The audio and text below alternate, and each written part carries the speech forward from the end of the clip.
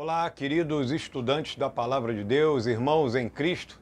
Estamos reunidos mais uma vez para uma escola bíblica dominical e nessa oportunidade nós estamos dando início ao nosso segundo trimestre desse ano, não é verdade? Estamos iniciando o segundo trimestre, tive que parar para pensar, você percebeu, né? E nós estamos com um tema novo, com uma revista nova. E essa revista nova, ela vai falar sobre igrejas do Novo Testamento. A primeira lição que nós estudaremos hoje, ela fala sobre o que é igreja. Se você der uma olhada, e é sempre bom dar uma olhada panorâmica na revista, né? Ou seja, você vai lá no índice, dá uma olhada na primeira, segunda, terceira, e as duas últimas lições, elas são como se fossem um presente para nós que gostamos de estudar a Palavra de Deus. Porque elas vão falar sobre a igreja contemporânea e há uma lição, na verdade, dividida em duas. Então nós tivemos duas lições ali. Teremos duas lições bem lá no finalzinho que serão maravilhosas. Eu convido a você a estudar essa lição. Esteja agora, a partir desse momento que eu aqui ministro a lição e você também aí do outro lado vai estar estudando, tirando algumas dúvidas, vendo se o que eu estou falando é compatível com o que você entendeu. Esteja com a revista na mão, leia os textos da leitura diária, esteja com um texto básico lido, bem lido. Outra coisa também que eu quero dizer para você, sempre estude com a Palavra de Deus, com a Bíblia na sua mão. Nunca esqueça disso. É muito importante que você esteja com a Bíblia nas suas mãos também, para poder analisar, comparar, ler os textos que estão sendo colocados aqui, bíblicos, no meio da revista também, tá bom? Então, nós vamos em Mateus capítulo 16. Mateus, capítulo 16, nós vamos ler aqui, o autor recomenda, do 13 até o 20. Vamos ler. E chegando Jesus às partes da Cesareia de Filipe, interrogou os seus discípulos, dizendo: quem dizem os homens ser o Filho do Homem? E eles disseram: uns João Batista, outros Elias, outros Jeremias, ou um dos profetas. E disse-lhes ele: e vós, quem dizeis que eu sou? E Simão Pedro respondendo disse: tu és o Cristo, o Filho do Deus vivo. E Jesus respondendo disse: bem-aventurado és tu, Simão Bar-Jonas, porque não foi a carne nem o sangue quem tu revelou, mas meu Pai que está nos céus. Pois também eu te digo que tu és Pedro, e sobre esta pedra edificarei a minha igreja, e as portas do inferno não prevalecerão contra ela. E eu te darei as chaves do reino dos céus, e tudo quanto o que ligares na terra será ligado nos céus, e tudo o que desligares na terra será desligado nos céus. Então mandou aos seus discípulos que a ninguém dissessem que ele era o Cristo. Que texto maravilhoso! Maravilhoso e muitas vezes muito mal entendido, porque tem gente até hoje achando que Jesus é a pedra. E aí nós vemos lá no discurso de Atos capítulo 4, como estudamos nessa última quinta-feira em nossa igreja, também totalmente online, mas aí nós vimos o seguinte, que ali Pedro já diz que Jesus é a pedra, que foi rejeitada pelos edificadores. Aí você vai lá para a primeira carta de Pedro, capítulo 2, você vai ver que Jesus de novo está falando que Jesus é a pedra, de novo, essa pedra que os edificadores rejeitaram. E aí ele fala o seguinte, que nós, como pedras vivas, fazemos parte também da obra do Senhor. Que compreensão maravilhosa de Pedro, esse pescador. O que é igreja para você? O que representa a igreja? O que ela é? Será que é só o prédio para você? O que é igreja? Vamos entender um pouco? Vamos entrar aqui. A introdução começa assim. O que é a igreja? Dependendo da resposta a esta pergunta, teremos ou não motivos para fazer parte da mesma. John MacArthur Jr. responde da seguinte maneira. 10 pontos aí. Passaremos por ele e tem que ser de maneira ligeira, né? A igreja é a única instituição que o nosso Senhor prometeu edificar e abençoar. Está no nosso texto básico, acabamos de ler. A igreja é o lugar da reunião dos verdadeiros adoradores. Igreja é o lugar onde as pessoas se reúnem. É onde elas juntas adoram ao Senhor de maneira coletiva quando possível. quando pode, quando não estamos passando por períodos, às vezes, como esse atual, de restrições terríveis. Mas mesmo assim, ainda deve ser o lugar central, onde nós nos reunimos coletivamente. 3. A igreja é a assembleia mais preciosa sobre a terra, uma vez que Cristo a adquiriu com o seu próprio sangue. É pelo sangue de Jesus. É por causa do derramamento desse sangue. Um sangue puro e imaculado, ou seja, sem mácula, sem mancha, sem pecado, que se entregou pela sua igreja, por nós. Porque coletivamente nós formamos a igreja e individualmente também nós somos igreja. 4. A igreja é a expressão terrena da realidade celestial. E aqui, aí ele coloca aqui um texto interessante, né? Mateus 6, verso 10. Você tem que ler todos esses textos, tá? Ela é a expressão terrena daquilo que é expresso no céu. Então, de alguma forma, como que por um espelho, ainda que por um pouco, você vai compreender o que verdadeiramente é isso. Ou seja, viver com outras pessoas que têm a mesma fé que você, que acreditam e que se dedicaram, que se deram o seu coração para Deus através do sacrifício de Cristo e que vivem debaixo da direção do Espírito Santo. 5. A igreja, por fim, triunfará, tanto no âmbito universal como local. O autor coloca também mais um texto básico para nós, Mateus 16, 18 também, de novo, como fez no primeiro tópico. 6. A igreja é a esfera da comunhão espiritual. 7. A igreja é quem proclama e protege a verdade divina. Nesse sentido, é ela que carrega a mensagem de Cristo.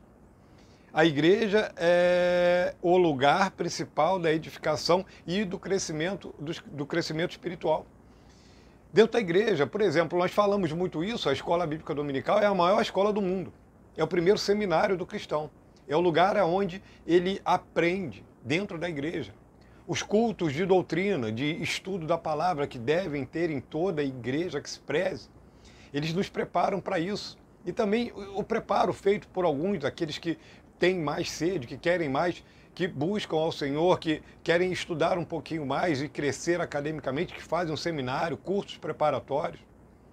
E muito disso é plantado dentro da igreja. Tá? 9. A igreja é a plataforma que lança para a evangelização do mundo. Uma agência missionária séria, ela só deve mandar um missionário se esse missionário tem o aval da sua igreja local.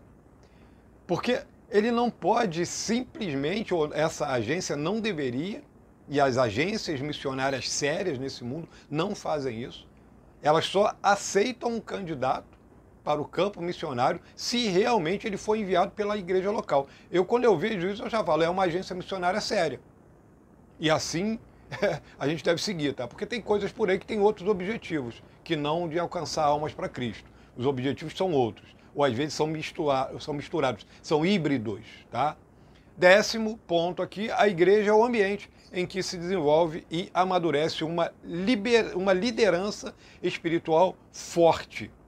Sendo assim, para John MacArthur, há motivos para se amar a igreja devotando-lhe a vida. Nesse último ponto, eu quero dizer que essa questão do amadurecimento para uma liderança espiritual forte, eu creio também muito nisso, porque dentro da igreja se aprende a servir primeiro. Ninguém chega lá mandando. Não existe essa história. A pessoa aceita Jesus como Salvador e ela prontamente se coloca à disposição da obra do Senhor. Ela evangeliza, ela vai prestar assistência aos cultos, ela vai contribuir com dízimos, ofertas também, ela vai estar participando das ações evangelísticas de sua igreja, ela, à medida que for crescendo, vai começar, a cuidar de algum novo convertido, com uma pessoa mais experiente, e as coisas vão andando assim, daqui a pouco ela ganha um cargo em um lugar, em outro lugar, numa portaria, em um outro lugar talvez, e daqui a pouco ela começa, quem sabe, com conhecimento, de acordo com o chamado, a cantar, a tocar ou a ministrar algum tipo de aula, de conhecimento que ela tenha, ou na área de ação social da igreja. Quer dizer, eu quero dizer que é aí que se fortifica, é aí que se começa a perceber os dons da pessoa, com ela trabalhando, com ela fazendo as coisas para o Senhor. E isso é algo realmente magnífico, tá? Tem que ter isso, irmãos, porque isso é algo que enche o nosso coração de alegria. trabalhar faz bem, né? Para o Senhor faz mais bem ainda. Ponto 1, a igreja segundo Jesus. Esse ponto, ele é bem longo e nós vamos falar um pouquinho dele. Ó. Conforme o nosso texto básico, Mateus 16, Cristo 16, verso 18, né, que nós já falamos dele duas, agora a terceira vez, também eu te digo que tu és Pedro, e sobre esta pedra edificarei a minha igreja, e as portas do inferno não prevalecerão contra ela. Ele coloca uma coisa que dentro da nossa igreja, em particular né, aqui na igreja em Correias, né, na obra de restauração, nós temos o seguinte, a gente usa muito isso, muito explicado isso pelo nosso pastor, professor, pastor Célio de Lima Medeiros, pastor emérito em nossa igreja. Jesus usa a palavra igreja, ou seja, eclésia, no grego, que significa literalmente chamados para fora ou convocados para fora. É aqueles que foram tirados do mundo, é aqueles que foram arrancados do mundo. Somos nós, irmãos. Eclésia é a igreja trabalhando, tá? Chamados para fora do mundo. Esse é o sentido mais profundo disso, tá bom? Virando a página aí, bem no 1.1, diz assim, a igreja é de origem divina. Por que nós podemos afirmar?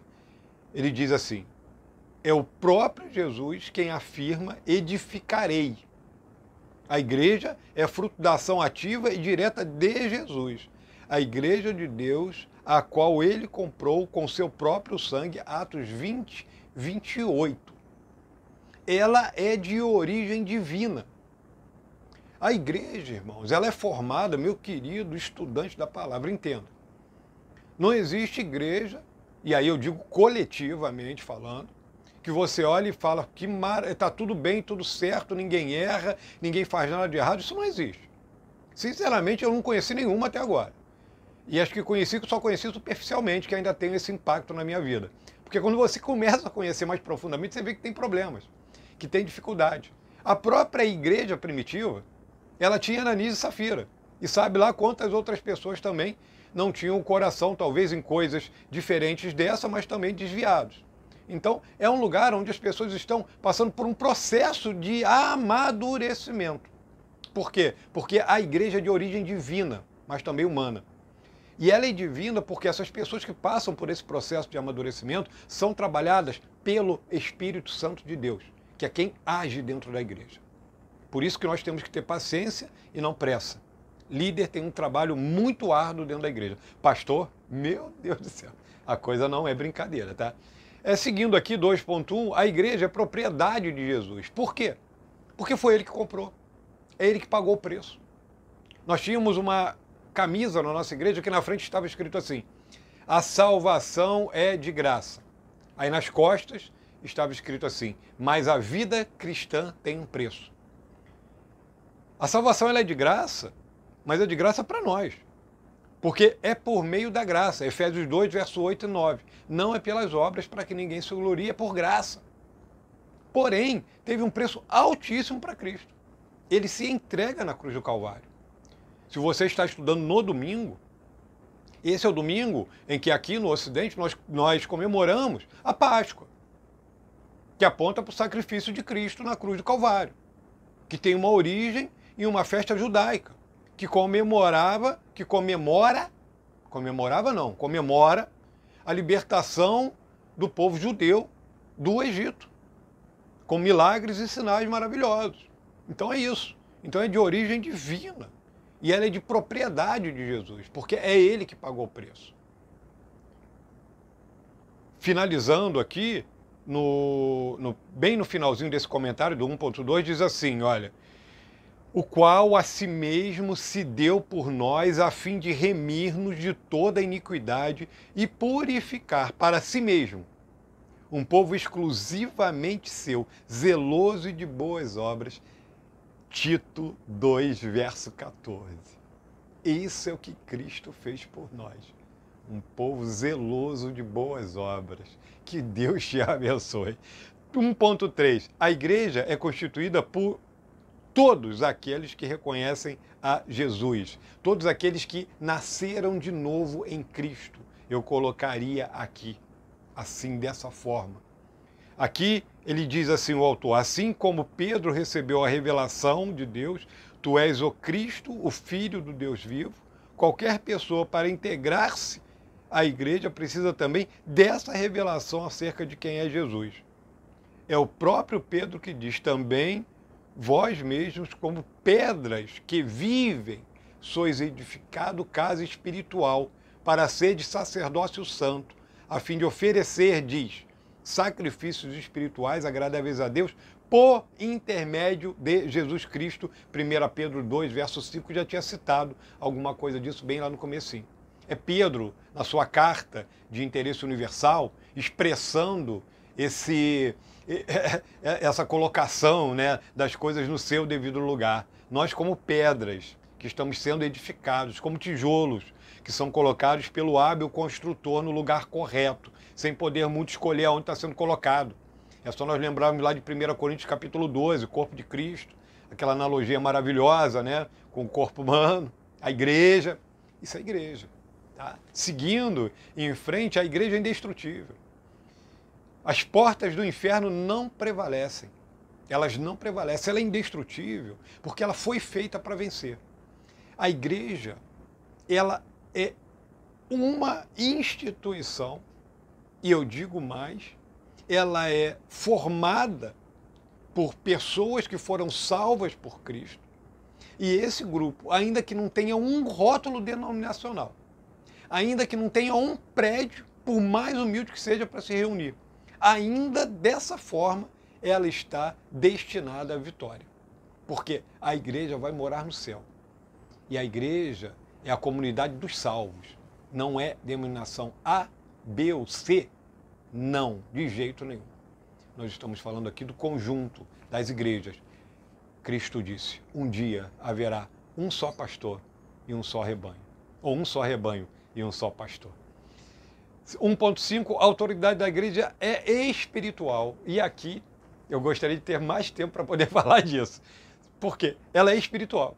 Jesus afirma, dar-te-ei as chaves do reino dos céus, e o que ligardes na terra terá sido ligado nos céus. E o que desligardes na terra terá sido desligado nos céus. Mas isso é para a verdadeira igreja. Isso é para a igreja do Senhor, para quem nasceu de novo. Isso é para aqueles que estão debaixo da mão do Senhor, com misericórdia. Isso aqui não é algo que deve ser usado para encobrir erros de autoridades, ainda que sejam eclesiásticas. Isso aqui não pode ser usado para intimidar as pessoas. Isso tem que ser colocado no nível correto em que está sendo falado aqui. Isso é uma responsabilidade, não um privilégio. Isso é uma honra com peso, não uma premiação indevida, ou para você fazer o que quiser. Não é dessa forma, tá? Ele segue falando assim, a Igreja de Jesus exerce autoridade espiritual sobre os seus membros, disciplinando-os, certo? E corrigindo espiritualmente. A igreja faz isso, tá? Isso pode estar meio fora de moda por aí, mas isso acontece ainda. E tem que acontecer mesmo. Porque verdadeiramente a igreja tem que zelar pelo bom testemunho. O fundamento da autoridade está na palavra de Deus. Norma de fé e prática do cristão e da igreja. A palavra, se não tiver palavra, acabou. Tá? É por isso que os reformadores defenderam a separação da igreja do Estado. O governo que a igreja exerce sobre os seus membros é de natureza espiritual. Tem que ter Bíblia nisso. E aí o povo não pode ser cego de Bíblia. Tem que estudar a palavra de Deus, tem que participar de escola bíblica dominical. Tem lugares por aí, searas por aí, que infelizmente não existe estudo bíblico. Não se aprende nada sobre a Bíblia, não se sabe o que é a igreja. Não temos um estudo como esse e outros mais que nós estamos falando. Não se fala mais de arrependimento. Tem lugar, e eu louvo a Deus que ainda tem muitas igrejas que estão fazendo isso. Falando de arrependimento, de vida com Deus, de salvação, de conversão dos caminhos errados, de mudança de atitude e principalmente de novo nascimento em Cristo Jesus. A autoridade da igreja é espiritual. Essa batalha que se trava no mundo espiritual, ela é vencida através da palavra de Deus. A palavra de Deus firma as pessoas. Ela nos ajuda a compreender isso. A igreja em figuras. O autor ele chega nesse tópico aqui, que é o segundo tópico, e ele vai falar sobre diversos tópicos também, na verdade 10 subtópicos.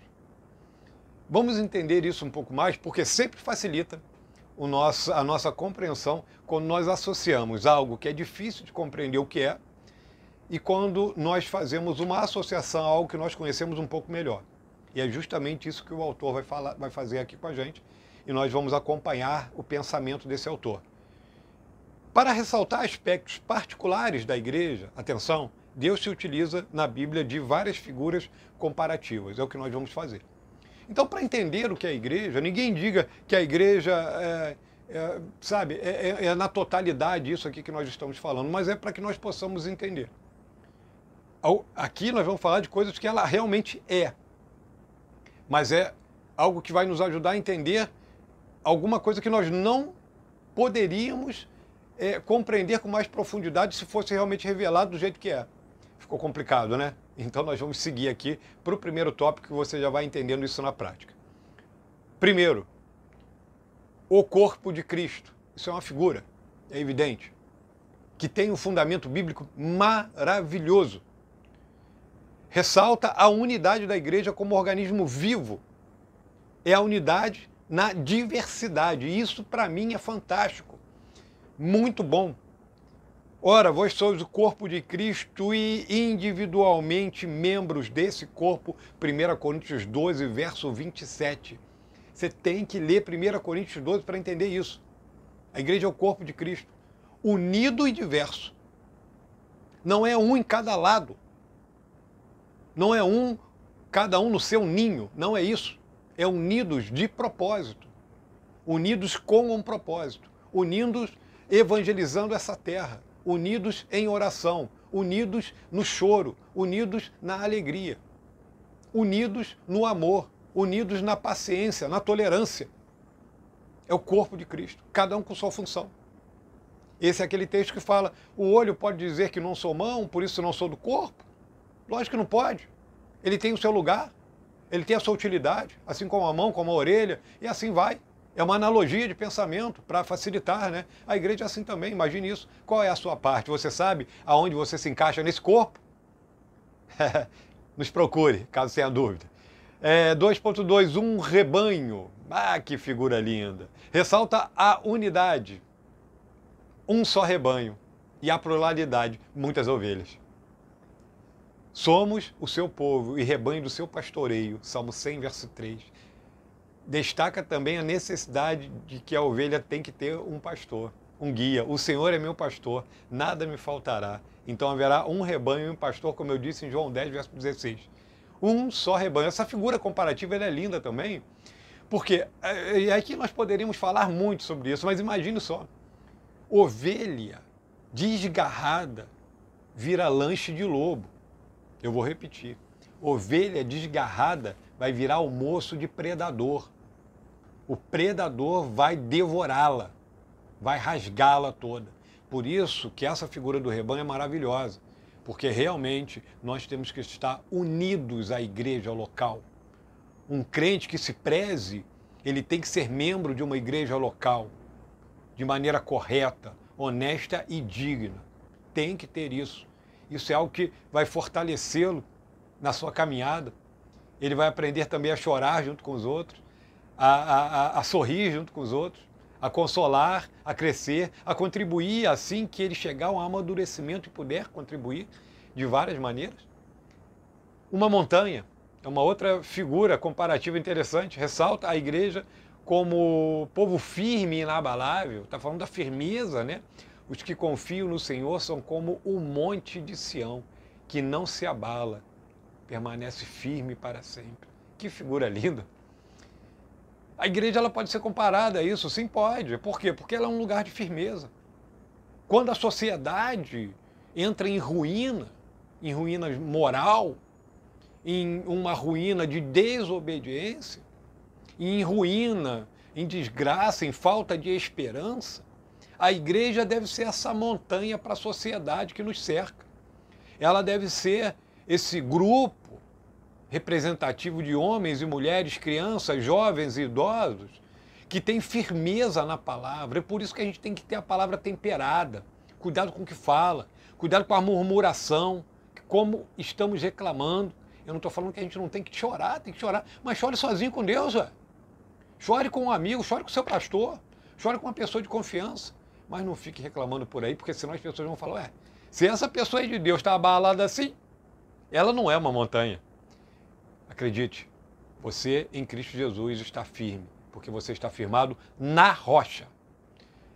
2.4. Um edifício é o santuário, ressalta a igreja como um monumento, um templo, em processo de construção, indicando solidez, propósito, utilidade e adoração. Não sabeis que vós sois o templo de Deus e que o Espírito Santo habita em vós? 1 Coríntios 3, verso 16, famoso também, conhecidíssimo nosso. Nós somos o templo do Espírito Santo. Com humildade, sem orgulho, sem nenhum mérito. Isso não existe uma meritocracia para se alcançar isso. Isso é por graça, de novo eu digo. Faça o seu melhor, conquiste, seja santo, ande direito, faça tudo que você tem que fazer para a glória do Senhor, mas entenda, não existe nenhum mérito. Não tem mérito nisso não. É por graça, tá?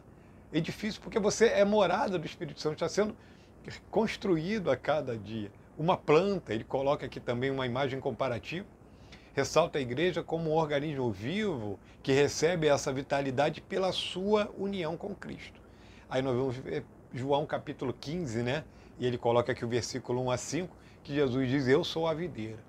Nesse sentido, não pode haver uma independência do cristão, que é a igreja, que é templo do Espírito Santo, da igreja local. Por quê?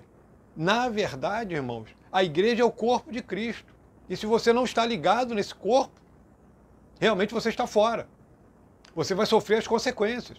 Nós não cremos, porque existe uma base bíblica gigantesca para isso, nós não cremos em perca de salvação. Mas eu creio que o salvo volta, que o salvo é restaurado e que ele ouve a voz do Espírito Santo. Eu creio que ele será novamente colocado, que ele voltará. Mas fora ele não prova nada para ninguém. Aí você me fala assim, mas ele não tem que provar nada para ninguém. Tem. Ele tem que provar algo para Deus. Ele tem que provar que é grato a Deus. Ele deve cuidar do talento que Deus deu a ele. Aí eu enquadro dentro desse comentário aquela parábola dos talentos. Tem um que enterrou o talento. Você sabe muito bem disso. Recebeu um, enterrou um. Quando o Senhor volta, ele dá. E ele acha que vai receber um elogio ou um prêmio, assim como os outros que precederam ele receberam elogios e foram premiados, porque foi justo. Multiplicaram, grandearam, negociaram, correram risco. E aquele que tinha um talento só, devolve, é criticado. Servo mau, infiel. Olha que palavra dura. Então pense sobre isso. Muito cuidado, tá? Muito cuidado com posturas, porque às vezes nós confundimos verdades bíblicas com sentimentos. E não faça isso. Toda vez que eu faço isso, ou você faz isso, qualquer pessoa faz isso, a gente está fadado ao erro, tá? Uma família, ressalta a igreja como um lugar de amor e união. Família, não é verdade? Ele fala assim, olha, assim já não sois estrangeiros e peregrinos, mas concidadão dos santos e sois da família de Deus, Efésios 2, verso 19. Então a igreja também existe essa figura comparativa da família, que é o lugar de descanso, é o lugar de amor, é o lugar de acolhimento. Deveria pelo menos ser assim. E a igreja ela tem que funcionar também como uma família. Você está sendo recebido, abraçado, ajudado, corrigido. Agora não tem mais disso, né? Por aí, e eu até agradeço a Deus em certa parte por isso, mas as correções nas boas famílias continuam. Mas eu fui criança nos anos 80, né? E a gente apanhava de chinelo, apanhava de vara. Então na família tinha correção também. Hoje não tem isso mais, ou raríssimos lugares tem isso, né? Agora, sinceramente, a correção ainda continua, porque eu conheço pais modernos do tempo de hoje que ainda continuam, graças a Deus, corrigindo seus filhos. Então, família também é lugar de correção. Também é lugar onde você vai ser corrigido com a tua postura, se a sua postura não estiver de acordo com o que a família está ensinando. Ou seja, se você não estiver de acordo com a família de Deus, ele mesmo vai corrigir você. Uma cidade, ressalta a igreja como uma comunidade que dignifica pessoas, elas dão cidadania, dão dignidade, né? Concidadão dos santos. Mesmo texto que nós usamos em cima, usa de novo, né? Cidadão junto. Com a história bíblica, irmãos, de Gênesis a Apocalipse, você tem pessoas na história bíblica que nós consideramos santos do Senhor. Quer dizer, em que sentido? O pastor explica isso. No sentido de pessoas que foram separadas por Deus, que se voltaram dos seus maus caminhos, que deixaram o Senhor trabalhar de alguma forma, que morreram na promessa de Cristo, esperando a volta de Cristo. Outros já no tempo da graça, e assim se segue até o tempo de hoje, santos do Senhor. Nós somos concidadãos, porque essa cidade que nos espera é a celestial. É para lá que nós estamos caminhando. Uma nação é o povo do Senhor, é a nação do Senhor, agora não mais Israel tão somente, mas é como o Senhor falou para Abraão: em ti serão benditas todas as nações da terra. Começa em Abraão, né? Essa promessa, que aliança maravilhosa, e chegou até os tempos de hoje, a mim e a você. Somos uma nação. Uma nova massa, ele coloca também aqui, né? Que aí é essa questão de tirar o pecado, lançar fora o fermento velho, como diz aqui em 1 Coríntios 5:7, essa nova massa. E quando tem pecado, quando tem modo errado de operação particular na vida de cada um, a gente prejudica o coletivo. Imagine um pouquinho de fermento leveda toda a massa. Faz mal para toda a massa nesse sentido, né? Porque tem uma figura boa para o fermento, tem a figura má. Essa é a má, é aquela que representa o pecado. Então, muito cuidado com isso. Muito cuidado com as nossas ações individuais que acabam prejudicando o coletivo. Eu colocaria aqui mais, nesse sentido, uma nova massa. Você tem que entender, de novo, nós vamos falar de unidade. Nós vamos falar de igreja. Porque aqui a gente tem que entender que nós fazemos parte de um grupo. E isso prejudica a adoração. A autoridade vai cair. E o poder do Espírito Santo não será tão evidente assim. Vai perder-se a autoridade espiritual. Muito cuidado. E o caminho, é o povo do caminho. Respondeu-lhe Jesus: eu sou o caminho e a verdade e a vida. Ninguém veio ao Pai senão por mim. João 14, verso 6. Na igreja primitiva, os seguidores de Jesus foram designados como aqueles que eram os do caminho. 19, né? Atos 19, verso 9. Os do caminho, aqueles que andam no caminho. Porque é o caminho que nos leva ao céu. É um caminho estreito. É um caminho apertado. Tem um preço a se pagar. E louvado seja o nome do Senhor. Igreja é isso. Igreja não é um lugar para diversão. Igreja é um lugar onde as pessoas vão aprender o que é sofrimento por Cristo. Isso pode parecer para algumas pessoas do tempo de hoje completamente estranho. Lugar de sofrimento, pastor, está de brincadeira. É lugar onde a gente aprende a sofrer por Cristo. E acreditem, a regozijar-se de sofrer por Cristo, a ficar alegre por esse sofrimento. É o lugar onde o povo está sendo preparado para morar no céu. Existe uma igreja, que será aquela igreja que nós chamamos de igreja triunfante, a igreja que será arrebatada para o céu, essa igreja que será arrebatada, de acordo com a palavra de Deus, e ela será uma igreja que passará por um sofrimento que nenhuma outra passou.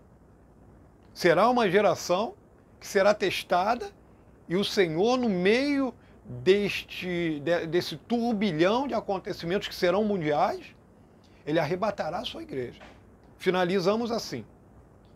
Há uma dupla aplicação no uso do termo igreja. Sentido universal e sentido restrito. Os textos estão aí. Hoje, o termo pode significar também um santuário, uma instituição eclesiástica ou um ramo denominacional. O que é necessário para uma comunidade ser igreja? Segundo John Knox, reformador escocês, as marcas da igreja verdadeira são: atenção, a pregação fiel da Bíblia, a administração dos sacramentos, ou aqui das ordenanças, batismo e ceia, e a aplicação da disciplina eclesiástica conforme a palavra de Deus.